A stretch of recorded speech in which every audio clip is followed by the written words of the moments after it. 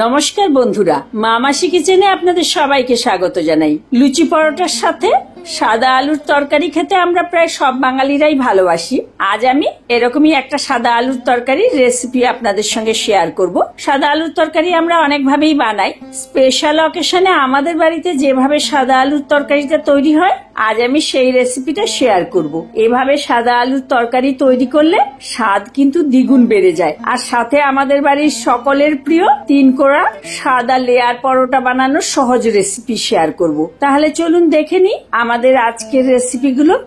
তার জন্য প্রথমেই আমি 1.5 কাপ ময়দায় নুন, চিনি আর সাদা তেল দিয়ে ভালো করে ময়ান দিয়ে নেব।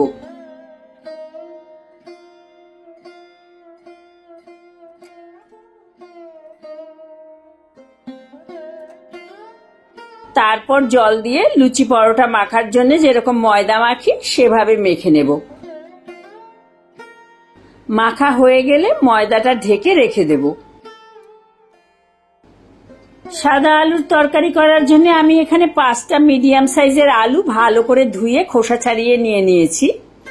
আমরা সাদা আলুর তরকারি করার জন্য যেরকম খুব ছোট ছোট টুকরো করে আলুটাকে কাটি, সেভাবে খুব ছোট ছোট টুকরো করে কেটে নেব।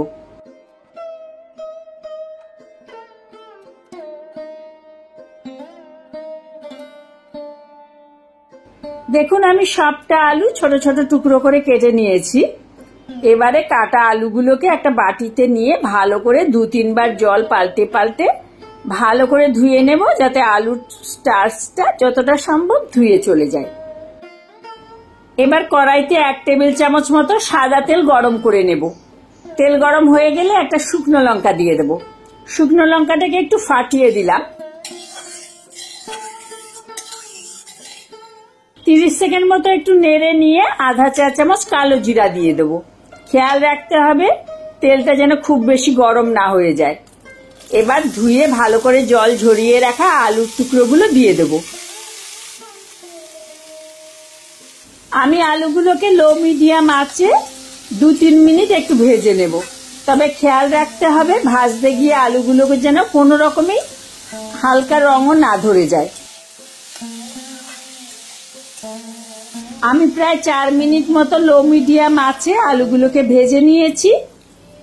এবার 1.5 কাপ মতো জল দিয়ে দেব। 4টে কাঁচা লঙ্কা দিয়ে দেব আর স্বাদ মতো নুন দিয়ে দেব। এবার ঢেকে মাঝারি আঁচে আলুগুলোকে সিদ্ধ হওয়া অবধি রান্না করে নেব। আমি প্রায় 10 মিনিট মতো রান্না করে নিয়েছি। এখন একটু দেখে নেব যে আলুগুলো সিদ্ধ হয়েছে কিনা।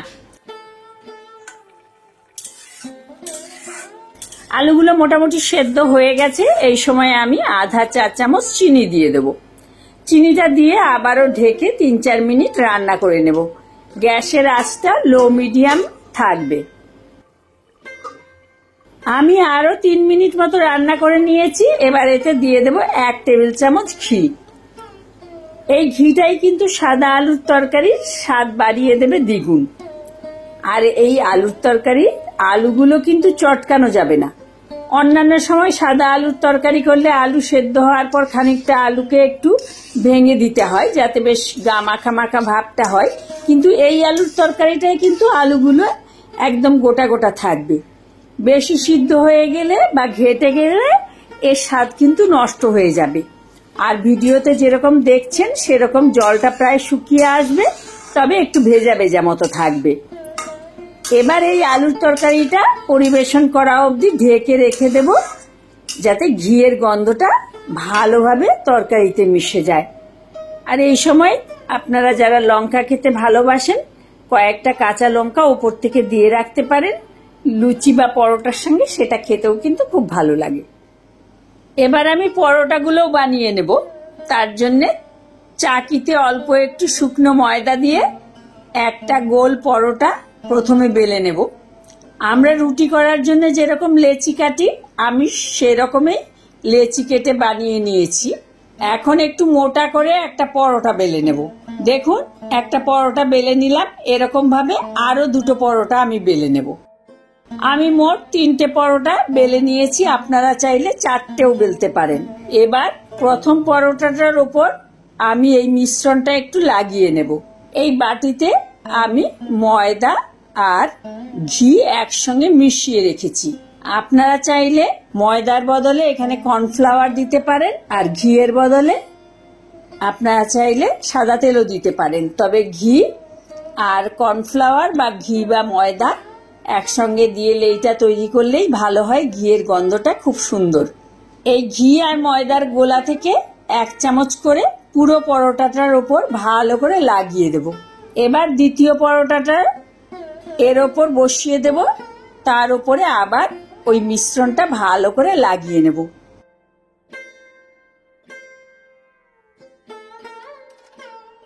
লাগানো হয়ে গেলে তৃতীয় পরোটাটা দিয়ে দেব।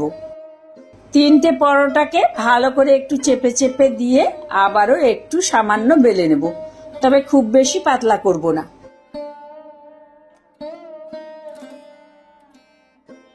এখন একটা ছুরি দিয়ে ভিডিওতে যেরকম ভাবে দেখাচ্ছি সেরকম এই পরোটাগুলাকে 4 ভাগে ভাগ করে নেব, তাহলেই তেকোনা পরোটা হয়ে যাবে। তেকোনা করার জন্য আর কোনো কষ্ট করে বানাতে হবে না। এবার এক একটা ভাগকে আবারও একটু অল্প করে বেলে নেব।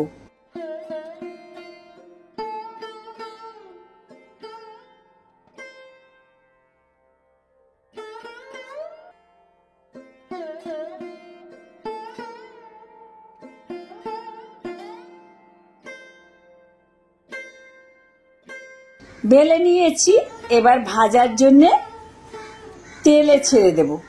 সাধারণত আমরা পরোটা অল্প তেলে ভাজি, কিন্তু এইভাবে একটু ডুবো তেলে যদি ভাজা যায় তাহলে খুব সহজেই তাড়াতাড়ি করে লুচির মতো ভেজে নেওয়া যায়। আমার একটু তাড়া আছে তাই আমি এইভাবে ভাজছি, তবে আপনারা চাইলে কম তেলে পরোটার মতো ভাজতে পারেন। মিডিয়াম আঁচে ভাজবো যাতে পরোটাগুলো বেশি লাল হয়ে না যায়। দেখুন ভাজা হয়ে গেছে, এবার এই পরোটাটা তুলে নেব আর বাকিগুলো একইভাবে ভেজে নেব। আমার রেসিপিগুলো যদি আপনাদের ভালো লাগে তাহলে লাইক আর আমার চ্যানেল সাবস্ক্রাইব করবার অনুরোধ করব, আর তার সাথে পাশে থাকা বেল আইকনটা অবশ্যই প্রেস করে দেবেন যাতে আমার আপলোড করা প্রত্যেকটি ভিডিওর নোটিফিকেশন আপনাদের কাছে পৌঁছে যায়। আর আপনারা যদি আমাকে ফেসবুক থেকে দেখেন তাহলে আমার পেজটা ফলো করার অনুরোধ করব।